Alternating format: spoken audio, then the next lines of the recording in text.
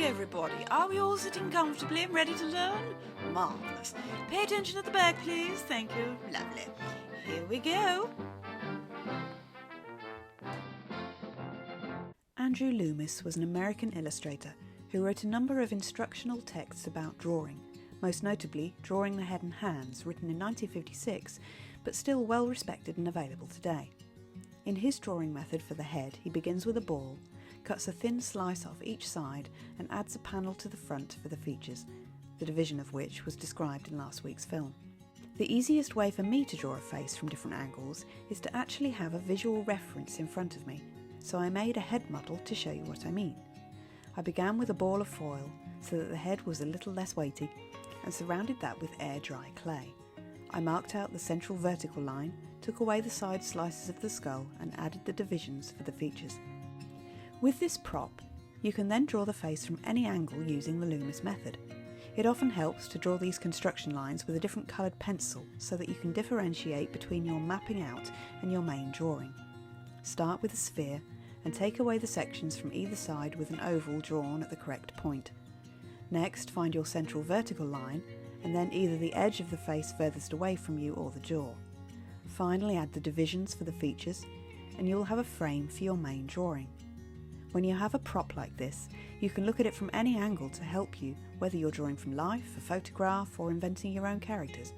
It can be an invaluable way of simplifying the head so that you can map out positions without confusing yourself with clothing and hair and facial expressions. All your lines can be adapted later, but this gives you the scaffolding on which to build your head. This is an example of this technique in action. I began with my sphere, central lines and jawline. Then the hairline was added along with the ears and shoulders. Then I mapped out the features, note the diamond and circle method being used for the construction of the nose. Go back to part 1 for more on that. I then removed the framework to refine the likeness, finishing with the shading to add depth.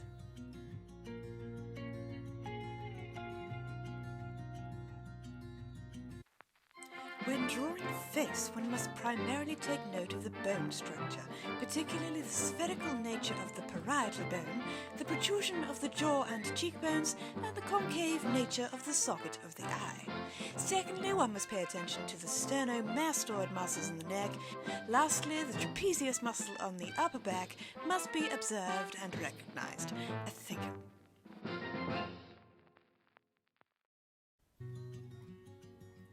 When drawing the head, the neck muscles are just as important as the machinery of the face. The muscles between the sternum at the base of the neck and the mastoid bone, the section of skull behind each ear, is often very prominent depending on where the head is facing. You need to think about how much of the area underneath the chin you can see from the angle you've chosen as well. Remember, necks are not simply a straight piece between the head and the shoulders. The head's a very heavy thing and needs support, and our ability to twist left and right and up and down massively depends on the inner mechanism. I believe that you must be aware of this if you want your work to be realistic. These photographs are a good example of just how relevant these muscles are. Take a look in the mirror and move your head around and you'll see what I mean. Now, is everybody paying attention? Yes.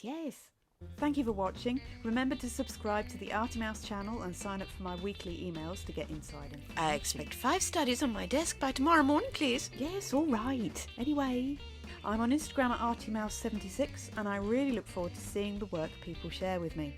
Ask me for help anytime by commenting below or sending me a message on Instagram. See you next week.